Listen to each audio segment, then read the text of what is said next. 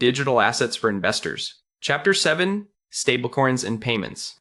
Section 1, Fiat-backed stablecoins. A fiat-backed stablecoin is a token on a blockchain that is meant to stay close to the value of a traditional currency, most often $1.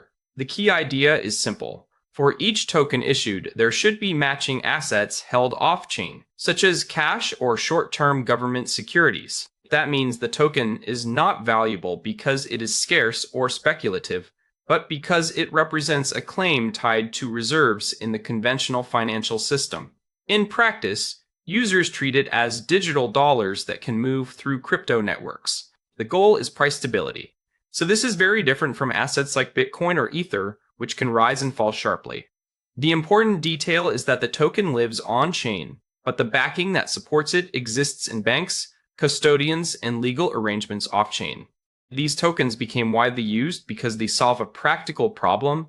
People want the mobility of crypto networks without the volatility of most cryptocurrencies. Traders use them as a parking place between crypto positions instead of repeatedly moving back into bank deposits. Businesses and exchanges use them for settlement because they can transfer dollar-like value across platforms and borders more easily than traditional bank wires. They also became useful in decentralized finance, where many applications need a relatively stable unit of account. For payments, they can send something close to dollar value at any time of day, including weekends. Their popularity comes from that combination of familiar monetary value and blockchain portability. Although the token itself moves through software, the system behind it depends heavily on institutions. The issuer is the entity that creates new tokens when money comes in and redeems tokens when users want fiat back.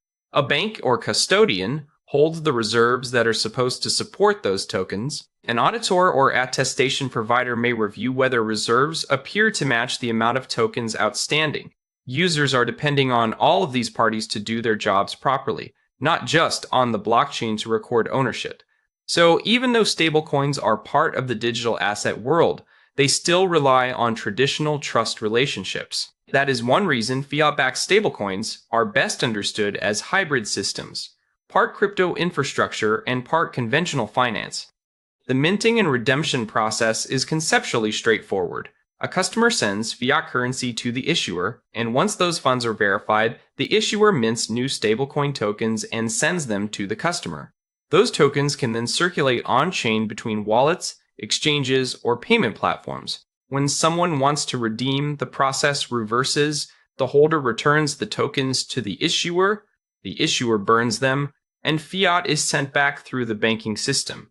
If the model is functioning properly, the reserves should rise and fall in step with the number of tokens in circulation. That 1-for-1 relationship is what supports the peg. In the real world, though, fees, compliance checks, account requirements, and banking delays can affect how smooth redemption feels. This creates an important distinction between transfer speed and exit speed. A stablecoin can move from one wallet to another very quickly, sometimes in seconds or minutes depending on the network. But turning that token back into bank money still requires the traditional financial system to cooperate. Banks operate with business hours, compliance procedures, cutoff times, and regional restrictions. So the blockchain leg may be fast, while the cash-out leg may still take much longer. Investors sometimes miss this because they focus only on the on-chain experience. In practice, blockchain speed improves one part of the payment path, but it does not erase the frictions of the banking system at the edges. That is why trust sits at the center of fiat-backed stablecoins. Unlike a purely decentralized asset, the user must believe that the issuer is honest, competent, and able to honor redemptions. The reserves must actually exist, and they must be held safely by custodians or banks that remain operational. Reporting must be accurate enough for the market to believe the backing is real. Access to those reserves must also remain legally and operationally open, which means regulators, banking partners, and payment systems all matter. If any one of those links weakens, confidence can drop quickly. So fiat-backed stablecoins are highly useful, but they are not trustless. The main risks are mostly institutional rather than purely technical. Custody risk appears if the reserves are mishandled, poorly segregated, or exposed to weak counterparties. Counterparty risk comes from dependence on the issuer, banking partners, and service providers continuing to function. Regulatory risk can emerge if authorities restrict issuance, transfers, reserve management, or redemptions. Peg risk is the visible outcome when something underneath goes wrong, such as missing reserves, frozen funds, or blocked redemption channels. Even if the blockchain works perfectly, those off-chain problems can still push the market price below $1. For investors, the lesson is clear. Understanding the backing and the institutions matters at least as much as understanding the token itself. Consider a simple cross-border payment. A buyer in the United States acquires 50,000 USDC and sends it on-chain to an exporter in Colombia. Once the funds are on-chain, the transfer itself can happen quickly, without waiting for a chain of correspondent banks to pass the payment along. The exporter receives dollar-linked value and then has options: hold it, use it for further payments, or convert it into local currency. That flexibility can be very attractive in trade and treasury settings, but the background risk has not disappeared because the exporter still depends on local off-ramps, regulation, and the continued soundness of the stablecoin issuer. So the payment rail may be faster, while the trust and conversion issues still remain in the system. Because these tokens often look simple, people make several common mistakes. A large market cap may suggest popularity, but it does not guarantee deep liquidity in stress conditions or easy redemption for everyone. Counterparty risk still exists even if the token trades close to $1 most of the time. Cash out is not always instant, especially if banking rails are slow or access is limited. The peg itself is a target supported by a mechanism, not a law of nature, so small deviations can happen and larger breaks are possible under stress. Reserve transparency also matters far more than many users assume. The more clearly investors can see what backs the token and how redemption works, the easier it is to judge real stability. A simple reserve check shows why backing quality matters so much. If $10,000 comes in, the issuer can create 10,000 new tokens, and if 5,000 of those tokens are redeemed, $5,000 should go back out, and the redeemed tokens should be burned. Under normal conditions, the reserve balance and token count stay aligned. But imagine the system has only $9,800 in reserves against 10,000 tokens outstanding. At that point, each token is effectively backed by only 98 cents, not $1. Even if the shortfall looks small, it can weaken confidence because users start to question full redemption. This is why investors should care not just about whether reserves exist, but whether they are complete, liquid, and accurately reported. Fiat-backed stablecoins combine two attractive features: the transferability of blockchain tokens and the intended price stability of traditional money. That makes them useful for trading, payments, and settlement, especially when users want dollar-like value to move quickly across digital networks. Their design is built around the idea that one token should be redeemable for 1 unit of fiat, but that promise rests on real institutions, including issuers, custodians, banks, and reporting frameworks. So the biggest strength is practical utility, and the biggest weakness is dependence on trusted backing. Keeping that trade-off in mind is the best foundation for understanding the other stablecoin models. From here, it helps to compare that trust-based structure with designs that try to maintain stability without conventional reserves. Section 2. Algorithmic stablecoins. Algorithmic stablecoins try to achieve a similar destination, a price near $1, but through a very different route. Instead of relying on cash reserves or locked collateral, they use programmed supply changes and market incentives. If the system works, traders respond to those incentives in ways that push the price back toward the target. So stability is not coming from redemption against a reserve pool, but from economic behavior coordinated by code. That makes the design intellectually interesting, but also much more dependent on confidence and participation. In other words, price stability is an outcome the system hopes to produce, not a guarantee that can be enforced by redeeming into dollars. That distinction is the starting point for understanding both the appeal and the fragility of algorithmic models. The basic peg mechanism sounds simple. When the stablecoin trades above $1, the protocol expands supply so that more tokens enter the market and the premium should shrink.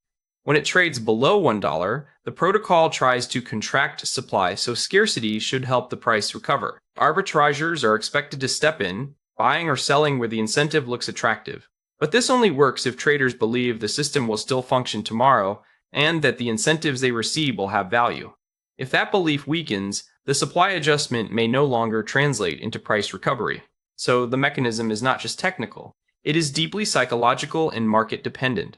Smart contracts matter because they automate the rules rather than relying on a central issuer to act manually. The contracts can read price data from oracles or exchanges, decide whether supply should change, and then execute minting, burning, or rebasing on-chain.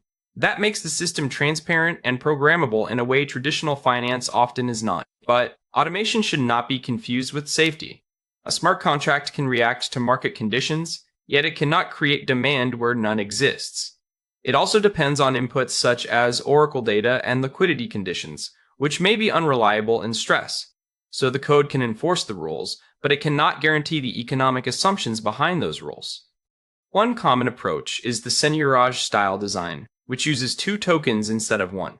The stablecoin is supposed to hold the peg, while a secondary token absorbs volatility and carries the speculative upside or downside. When the stablecoin trades above the peg, the system may mint more of it. When it trades below the peg, users may be encouraged to burn the stablecoin in exchange for the secondary token or for claims on future value.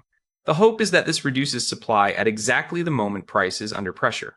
But the whole design depends on traders continuing to believe that the secondary token will be valuable later. If that belief fades, the stabilizing mechanism can weaken just when it is needed most. A rebase style design works differently. Instead of asking users to swap between 2 tokens, it changes wallet balances proportionally across all holders. If the price is above the peg, balances may increase through a positive rebase. If the price is below the peg, balances may decrease through a negative rebase. Each holder keeps the same percentage share of total supply, but the number of tokens in the wallet changes automatically. This can feel unusual because users may see balances move even though they did nothing. The intended logic is that changing total supply will help move price back toward the target. But again, the model still depends on market demand behaving the way the design expects. In practice, an algorithmic stablecoin follows a repeating cycle. The system reads market price information, usually from exchanges or oracles. If the price is above target, it expands supply. If the price is below target, it contracts supply through whatever mechanism the design uses. Traders are then expected to respond to the incentives created by that adjustment and help pull the market back toward $1. The weakness is that there is no external reserve creating a hard redemption floor underneath the token. If market participants stop cooperating or stop believing, the peg has much less support than a reserve-backed coin would have. So the process is elegant in theory, but highly exposed to expectations in reality. When confidence is strong, the mechanism can appear to work. Suppose stable token A trades at 98 cents, and users can burn it to receive discounted share A, the secondary token. Traders may buy the stablecoin below peg, use the burn mechanism, and reduce circulating supply, which can help price recover. If stable token A later trades above $1, the protocol can mint more stablecoins, increasing supply and cooling the premium. In calm conditions, this can create the impression of a self-correcting system. But notice what is doing the real work. Traders must believe share A will retain or regain value in the future. Confidence in that second token is what keeps the contraction mechanism alive. The problem appears when confidence breaks. If the stablecoin falls sharply and traders no longer want the secondary token, then burning stablecoins becomes much less attractive. The very incentive that was supposed to contract supply stops drawing buyers. That means price can keep falling while confidence keeps deteriorating. And each problem reinforces the other. The secondary token may also decline at the same time, which further weakens the system's recovery mechanism.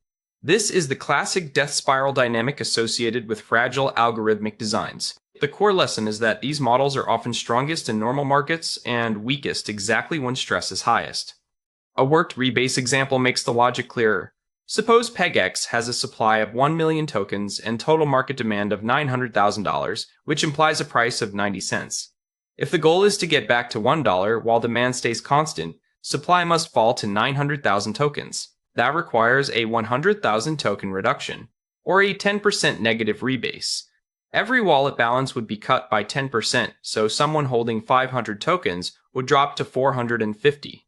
If demand truly remained unchanged, the price could move back to $1. But that final assumption is doing a lot of work. Because in real markets, demand can change during stress rather than staying still. This is why purely algorithmic models are considered fragile. Their main weakness is not that the code cannot run, but that incentives are being asked to do the job that reserves normally do. Code cannot create real demand, and reducing supply does not automatically create underlying value. Different designs, such as seigniorage or rebate systems, change the user experience, but they do not remove this dependence on confidence. If belief in the mechanism fades, exits can accelerate and the peg can unravel quickly. History has shown that durable stability without strong collateral is difficult to sustain. For investors, that means algorithmic stablecoins should be analyzed as high-risk economic experiments, not as simple digital cash substitutes. Section 3. Cross-border payments. Cross-border payments are often expensive because the money has to travel through more institutions than a domestic payment would. A sender's bank may rely on correspondent banks, which then coordinate with a receiving bank in another country. Each institution can add fees, foreign exchange spreads, compliance checks, and delays. In many cases, the payment message moves first while the underlying value settles separately through pre-funded accounts or interbank arrangements. That is why a transfer can take several business days even though the instruction itself may appear to move quickly. For small payments, these layered costs can become especially painful. Losing 5 to 10% on a modest remittance is not unusual in weaker corridors. Stablecoins change this path by replacing the intermediary-heavy transfer leg with an on-chain movement of value. Instead of asking banks across countries to coordinate the transfer itself, the sender acquires a fiat-backed stablecoin locally and sends it directly to the recipient's wallet. The recipient can then decide whether to hold the stablecoin or convert it into local currency. This shortens the middle of the payment chain, which is often where the most delay and complexity sit.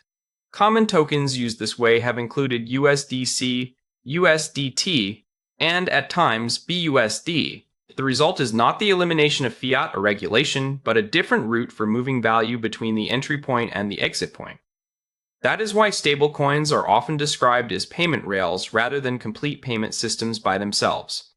When the transfer leg moves on-chain, the biggest improvements are usually speed and lower handling costs. Settlement can happen in seconds or minutes on some networks, rather than over 1 to 3 business days. Transaction fees on certain blockchains can be very small, especially compared with layered bank and remittance fees. Because there are fewer intermediaries in the middle, there are fewer institutions taking a cut at each step. These savings often matter most for smaller payments, where traditional fixed fees are proportionally large. Remittances and freelance payouts are good examples because the recipient often cares about both speed and how much value survives the trip. The key benefit is not just fast technology, but a simpler route through the payment chain. What stablecoins can remove are the frictions in the middle. They can reduce delays caused by correspondent banks, lower the number of intermediary fees, and sometimes avoid repeated foreign exchange conversions across several institutions. They can also operate outside the strict timing limits of banking hours, which matters for urgent or weekend transfers. But it helps to be precise here. Stablecoins usually improve the transfer leg, not every part of the process. The sender still needs to get into the stablecoin, and the recipient may still need to get back out into local money. So the gains are real, but they are concentrated in the parts of the payment path that blockchains can actually replace. That distinction becomes clearer when we look at where friction remains. The remaining friction usually sits at the edges of the system. The sender needs an on-ramp, such as an exchange, broker, or payments provider, to acquire the stablecoin in the first place. The recipient needs an off-ramp to convert it into local fiat, mobile money, or bank deposits. Those services may charge spreads and fees that are much larger than the blockchain transaction fee itself. In some countries, local payout may also be slow, because banking or cash-out rails are weak. So while the middle of the payment is often cheap and fast, the entry and exit points can still be expensive or inconvenient. For real-world users, those edge costs often determine whether the stablecoin route is actually better. A stablecoin payment works smoothly only when several real-world conditions line up. There must be enough liquidity in the recipient's market to exchange the token at a reasonable price. Local regulation must permit access, conversion, and withdrawal without major restrictions. Users also need practical access tools such as wallets, exchange accounts, or payment links. On top of that, the token and network have to match what local providers support. Sending the right stablecoin on the wrong blockchain can create delays, difficult recovery, or even permanent loss. So the technology may be global, but the user experience is still shaped heavily by local market structure and service compatibility. A typical stablecoin payment flow has 4 practical steps. First, the sender buys stablecoins through a local provider, and that may involve onboarding, identity checks, and fees. Second, the tokens are sent on-chain to the recipient, which is often the fastest part of the process. Third, the recipient receives the funds in a wallet, often within seconds or minutes, depending on the network. Fourth, the recipient converts the stablecoins into local currency and withdraws through whatever local rails are available. The concept is simple, but each step introduces different costs or delays. In many cases, the transfer itself is the easiest part, while onboarding and cash out require the most attention. Take a freelancer payment as a concrete example. An Australian client sends 1,500 USDC to a recipient in the Philippines over a low-cost network such as Solana. The blockchain fee may be almost negligible, and the transfer itself might arrive in roughly 30 seconds. If the recipient can cash out with only a small spread, say around 0.3%, the total payout can still be much cheaper than a traditional international wire. That is a meaningful improvement in both speed and cost. But the full benefit depends on the off-ramp staying efficient. The lesson is that a very cheap on-chain transfer only matters if the recipient can also convert the funds without losing too much on the final step. A worked exercise makes this even clearer. Suppose a freelancer receives 2,500 USDC, and the client separately covers a $2.50 blockchain fee. From the recipient's perspective, that on-chain fee does not reduce the amount received, so it should not dominate the cost analysis. What matters more is the exchange fee and the foreign exchange spread during conversion. If the exchange fee is 0.5%, that is 12.5 USDC right away, and a 1% spread on the conversion rate can create a much larger hidden cost in local currency terms. In this example, the total conversion drag comes to 56,062.5 Naira. So the right question is not just, what did the blockchain cost, but what did the recipient lose between stablecoin receipt and spendable local money? That leads to several common mistakes. One is focusing only on the on-chain fee and ignoring on-ramp, off-ramp, spread, and withdrawal costs. Another is assuming all stablecoin networks are interchangeable, even though speed, fees, and provider support can vary a lot. People also overlook off-ramp liquidity and withdrawal limits, which can turn a seemingly cheap payment into a frustrating one. And many users assume the whole process is instant or anonymous, when in reality identity checks often appear at entry and exit points. A stablecoin payment should be evaluated as a full path, not just as a blockchain transfer. Looking at the entire route is what separates a good payment setup from a merely impressive demo. Section 4.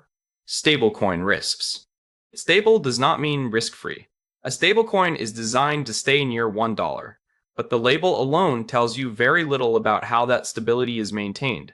The first question should always be what mechanism is supporting the peg. In some cases, it is fiat reserves. In others, over-collateralized crypto assets. And in others, algorithmic incentives. Each design creates a different risk profile, especially under stress. So, a stablecoin should be judged by the strength of the system underneath it, not by the promise on the surface. That mindset helps investors avoid treating very different products as if they were all equally safe cash substitutes. For fiat-backed stablecoins, the biggest risks center on reserves and redemption.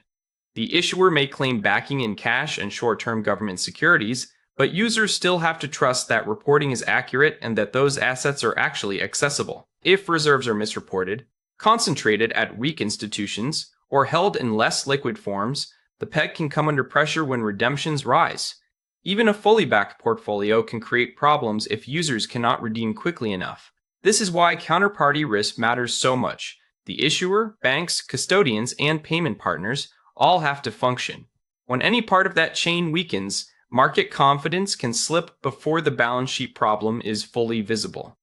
So, fiat-backed does not mean automatic safety. It means safety depends on the quality and accessibility of the backing. Algorithmic stablecoins face a different kind of vulnerability. Instead of reserves anchoring value, they rely on supply changes and trader incentives to keep the price near $1. That means confidence is not just helpful, it is the anchor. If traders believe the mechanism will restore the peg, they may act in ways that support it. If they stop believing, they may rush to exit, and the mechanism can weaken precisely when it needs to be strongest. In severe cases, that can create a death spiral where selling, falling confidence, and weakening incentives all feed each other. So with algorithmic designs, the central risk is not hidden reserves, but the fragility of confidence itself. A stablecoin loses its peg when the mechanism that normally pulls price back to $1 stops working reliably. In a healthy fiat-backed model, if the coin trades below $1, arbitrageurs can buy it cheaply and redeem it for $1, earning a profit and helping restore the peg. That process only works if redemption is trusted, timely, and open. If reserves are uncertain or redemptions are delayed, arbitrage becomes less attractive, and the price may drift further away from par. The same principle applies more broadly. The peg is strongest when users believe the recovery path is real. Stress reveals whether the stabilizing anchor is actually solid or only looked solid in calm markets. That is why temporary depegs often tell investors more than long periods of normal trading do. Operational weak points can matter as much as financial design. A stablecoin may appear well backed on paper, but if banking access is interrupted, custody arrangements fail, or redemption systems cannot process demand, users may still lose confidence. Liquidity must also be available quickly enough for redemptions and market making to keep working. When operations stall, arbitrage is blocked, and the peg can slip even if the assets exist somewhere in the background. This is a practical reminder that stablecoins live at the intersection of software and real institutions. Reliability depends on execution, not just structure. For investors, that means asking not only what the reserves are, but also whether the operational path from token to cash will still function under stress. Legal and technical risks add another layer. Regulation can change who may issue, hold, transfer, or redeem a stablecoin, and authorities can freeze assets or restrict activity in ways that interrupt normal use. At the same time, many stablecoins depend on smart contracts or broader blockchain infrastructure that may contain bugs or vulnerabilities. A coding error can disrupt transfers, while an exploit can drain collateral or enable unauthorized minting. These are very different risks, but they can lead to similar outcomes: impaired trading, broken confidence, delayed redemption, or threats to token integrity. Investors sometimes focus only on reserves and overlook these legal and technical dependencies. A full risk assessment has to include all three dimensions: financial, legal, and technological. The USDC episode during the Silicon Valley Bank failure is a useful real-world example. In March 2023, Circle disclosed that $3.3 billion of reserves were held at SVB while the bank was failing. Even though the reserves had not simply vanished, access to part of the backing became uncertain. That uncertainty disrupted redemption expectations and weakened arbitrage, and USDC briefly traded as low as about 87 cents. The peg recovered only after confidence returned, helped by the guarantee of deposits. The lesson is subtle but crucial. Reserves are not enough if the market doubts they can be reached in time. Access to reserves matters just as much as the reserves themselves. Liquidity can matter more in the short term than total backing. Imagine a stablecoin with a $10 billion market cap and $10 billion of total reserves, but only $1 billion of that is immediately available as cash. If users suddenly try to redeem 20% of supply, that requires $2 billion, not one. The rest may be in treasury securities or other instruments that need to be sold or settled first. Even if the issuer is fully backed overall, the gap between immediate cash and immediate redemption demand can still create market stress. Users do not only care whether backing exists in total, they care whether it can be turned into cash fast enough. That is why temporary depegs can happen even without outright insolvency.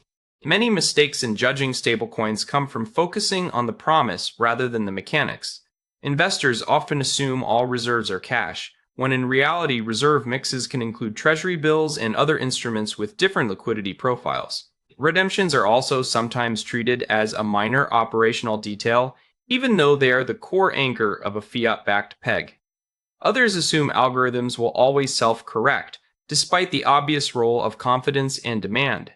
Legal structure, custody setup, and code quality are also easy to ignore until something goes wrong. A better approach is to work through a checklist.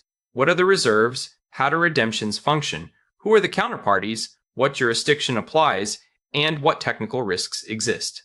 That mechanical mindset is much more useful than simply asking whether the coin usually trades near $1. Section 5. Adoption Trends. Stablecoin adoption is expanding because these tokens are increasingly solving practical problems, not just serving speculative trading.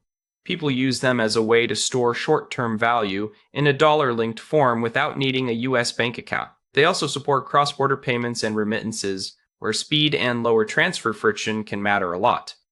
Businesses have started using them for merchant settlement, treasury movements, payroll, and supplier payments. Compared with more volatile cryptocurrencies, they offer a much steadier unit for planning and transacting. That stability makes them easier to integrate into ordinary financial activity. In short, adoption is growing because stablecoins are becoming useful tools, not just market instruments. In some countries, dollar-linked stablecoins function as a form of digital dollarization. When local inflation is high or the domestic currency is unstable, people often look for a more reliable store of value. Stablecoins can serve that role by giving users access to digital dollars through a phone and an internet connection. That can help preserve purchasing power and widen access to online commerce and global markets. In places with capital controls or weak banking access, the demand may be driven by everyday financial need rather than by crypto speculation. So ownership of stablecoins in these settings can reflect monetary demand in the real economy. For investors, this is an important reminder that adoption is often shaped by local economic stress, not just by technology trends. A lot of institutional adoption happens quietly in the background. Businesses and financial platforms may use stablecoins for settlement, payroll, supplier payments, or treasury transfers without making that visible to end customers. The attraction is operational efficiency, moving value in seconds instead of days, reducing reliance on intermediaries, and helping merchants or partners access funds more quickly. In some cases, the customer just sees a normal payment experience while stablecoins sit underneath as infrastructure. That is an important pattern, because it means adoption does not always look like consumer checkout with a crypto wallet. Sometimes it looks like back-end modernization. The most important growth may therefore be happening where users barely notice it. Remittances are one of the clearest use cases because traditional cross-border transfers are often expensive and slow. In many corridors, senders lose 6 to 7% in fees, spreads, and payout costs. Stablecoins can make the transfer leg much faster, often with very low on-chain cost. But the total remittance outcome still depends on what happens at conversion and cash out. If the recipient faces a wide spread, high off-ramp fee, or weak local payment infrastructure, part of the advantage disappears. So stablecoins are not automatically the cheapest option everywhere. They work best in corridors where local exchanges, mobile money systems, or payout providers are already reasonably strong. Adoption is growing, but it is not evenly distributed. Much of the activity is concentrated on a few networks, such as Ethereum, Tron, and BNB chain. That concentration creates dependence on specific blockchains, which can introduce congestion, fee spikes, or disruption risk if one network faces stress. It also means that a large overall supply does not necessarily imply broad user adoption across countries or use cases. In many cases, usage is concentrated among exchanges, institutions, or a relatively small number of large wallets. So headline growth numbers can be real while still masking a narrow base underneath. Investors should pay attention to where activity actually happens, not just to how large the market has become. Regulation can either support growth or slow it, depending on how it is designed. Clear rules can improve trust by setting standards for reserves, disclosure, licensing, and operations. That can make users and institutions more comfortable relying on stablecoin systems. At the same time, compliance requirements raise costs for issuers, exchanges, and payment providers, which can limit access or make some business models less attractive. In places where rules are unclear or restrictive, users may shift toward peer-to-peer markets instead of regulated platforms. So adoption depends on legal clarity as much as on technology. Good regulation can strengthen the foundation, but heavy or uncertain regulation can also push activity into less transparent channels. Infrastructure determines whether a stablecoin is truly usable in daily life. A token may exist on-chain, but that does not help much if users lack smartphones, internet access, or reliable local exchange services. People need practical on-ramps and off-ramps to move between stablecoins and local fiat. If exchanges go offline, redemptions freeze, or cash-out options are weak, the stablecoin becomes much less useful. This is why adoption depends on the whole payment chain rather than on token issuance alone. A technically available stablecoin can still be hard to use in practice. Real adoption happens when the surrounding infrastructure is mature enough to make the token functional end-to-end. At a high level, stablecoin payments follow a straightforward path. Users obtain stablecoins through exchanges, peer-to-peer markets, or as incoming payments. They then send funds on-chain to a wallet address, often with quick settlement. The recipient can choose to hold the tokens, spend them directly where accepted, or convert them into local currency. Businesses may automate acceptance and immediate fiat conversion, so they are not exposed to operational complexity. But risk and compliance show up at several points, especially when users enter or leave the on-chain system. That is why stablecoin payments can feel simple on the surface while still depending on serious infrastructure, controls, and counterparties underneath. Consider a freelancer in Nairobi receiving a $3,000 payment from an overseas client. A stablecoin transfer can arrive in minutes rather than days, and the network fee may be far lower than the cost of an international wire. That gives the freelancer faster access to income and more flexibility in how to use it. Part of the payment might be held in a dollar-linked asset rather than converted immediately, which can be attractive in some local conditions. But the final experience still depends on local cash-out options, exchange costs, and reliable internet access. If those are weak, the advantage shrinks. So the practical benefit is real, but it is always shaped by the local infrastructure around the token. To measure adoption carefully, market capitalization is only a starting point. Transaction volume tells you how much value moved, but that may reflect exchange activity, arbitrage, or internal settlement rather than ordinary consumer payments. Active addresses and holder counts give a better sense of how widely a stablecoin is distributed. Concentration data helps reveal whether a few exchanges or large wallets dominate the system. Geographic usage patterns and the availability of local off-ramps show whether the token has practical relevance in real economies. No single metric captures adoption by itself. A better picture comes from combining several signals and asking what kind of use they actually represent. A few mistakes regularly distort how people talk about stablecoin growth. Rising market cap does not automatically mean mainstream use, because supply can expand faster than real participation. Demand also varies widely by region, so one global headline can hide very different local stories. Transfer volume should not be treated as the same thing as user activity, since a small number of large entities can move enormous sums.